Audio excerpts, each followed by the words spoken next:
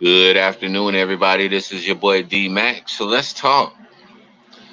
First, I want to give a shout out to my homeboy Travis, my brother, and we sit down and we have some really straight up forward, no nonsense conversations.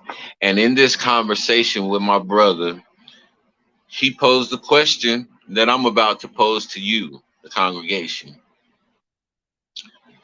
God is still in the healing business, right? So God is still in the healing business, and He said that the works that Jesus did, we would do even greater, right? And we saw Jesus cast out demons. We saw Jesus heal people from sicknesses and from ailments, right? So why then have we not seen one pastor lay hands on people and cure them of COVID-19? Why then have we seen pastors who are afraid to even come in the vicinity of somebody who has COVID for the fear of them getting COVID and dying? This is a very legitimate question. And when the brother asked it to me, I thought really hard about a rebuttal, and I had absolutely none. For the simple fact that God is bigger than anything on this earth, and any virus on this earth is a creation, and God is bigger than any creation because He's the creator. So then, if God is the creator and He's bigger than any creation, why then are we subject to this plague or this virus called COVID-19? And why then do these men and women of God who claim to have so much power not have dominion over this when God gave us dominion over all things? This is the question that was posed to me by this brother, and it totally blew my mind. So now I'm bringing the question to y'all, congregation.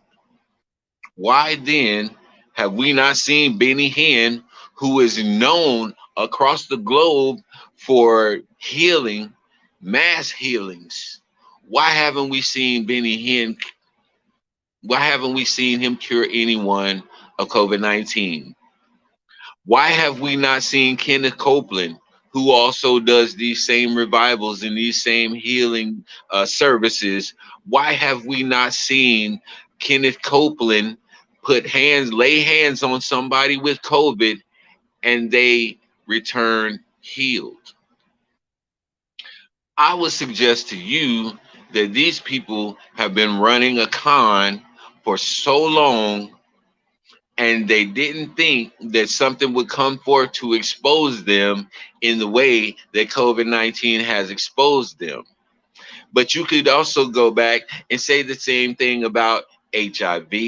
You could also say the same thing about Ebola. You could say the same thing about any of the, even the minor ailments that we deal with, that people who claim to be representations of God cannot perform. So I'm like, wow, is COVID bigger than God? I don't think so. So what then should we say to that question? What would you say to that question? Because I had absolutely no answer for the brother. That's why I'm on here right now asking y'all, why is it that no man of God or woman of God has been able to lay hands on somebody with COVID and they come back and they not have COVID? Why is the church wearing masks?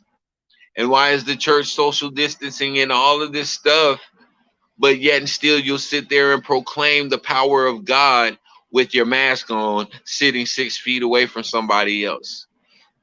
Now, I've said before that God gave us wisdom to be able to navigate through these things. Yeah, true. But God also gives us the power to be able to have dominion over these things and cast them out according to his word. So if I'm not seeing any demonstration of that, and we have pastors that are dying from COVID, and we have pastors that are scared to be in the presence of somebody with COVID, then that means they see COVID as being bigger than God. or they see COVID as being bigger than the faith that they have in God, and they see COVID bigger than the power that they claim to possess from God.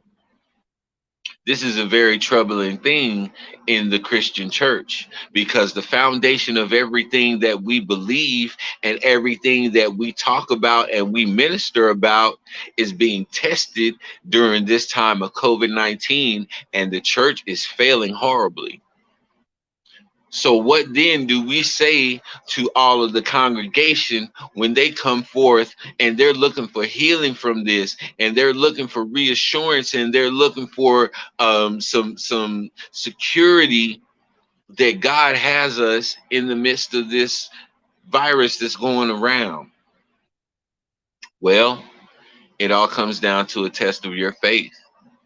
And if you have faith the size of a mustard seed, you can move a mountain. So that means that most of our faith is smaller than that of a mustard seed. That's the only explanation that can be given that would validate why no one has been healed from COVID-19 by anybody in the church. I've not heard one testimony to where a man or a woman of God have went into an environment where there's COVID-19 and laid hands on those people, and those people rose up and did no longer have COVID-19. So what is the church doing in these last days? That's my question. Where is the power in the church in these last days? Y'all have become real good with lip service. Y'all have become real good with saying all of the right things and knowing uh how to compliment God. You become professional complimenters, but you don't have none of the power that you speak of. And that's why so many people will turn away from the church, because you're full of lip service. And after a while, they're going to catch on to that lip service, and they're going to go out and start seeking true power. That's where the frustration comes from, because people wants to see true power. And I know in the last days it said that people would be seeking a sign. We're not seeking a sign. I'm not seeking a sign. I'm just wanting to see what's demonstrated, because the Bible said that it would be demonstrated. And I haven't seen anybody demonstrate it. So where are these men and women of God, the remnant that he have, that ram in the bush, so to speak, that have enough faith and enough of a walk with God and relationship with God that they can believe for the healing of someone from COVID-19? Because as long as we're still going through this, people are always going to doubt the word. They're going to doubt Christianity. They're going to doubt you as a believer. And so as you go forth as a believer and you try to preach Christ to them with your mask on and with your PPE, they're going to look at you like a total contradiction that you are. And once again, Trav, I thank you again, brother, for putting this jewel in my mind, because you just opened up a Pandora's box right there with that question. And I leave this question open for anybody who this word comes across, because I want to hear some answers. I want to hear the thoughts of the people on this topic, because this is something that has to be discussed, and there has to be a solution to this by the church, by the believers, by those who claim to be saved and redeemed of God. This question has to be answered.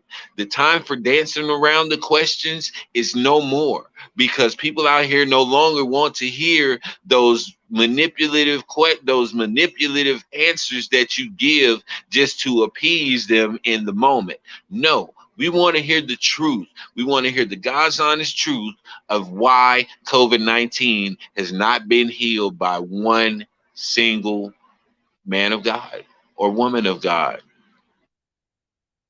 This is very disturbing. I know it's disturbing for me in my spirit. My spirit is very vexed at this question, but it'd probably be even more vexed at the answer, which I'm already kind of got wind of what the answer is.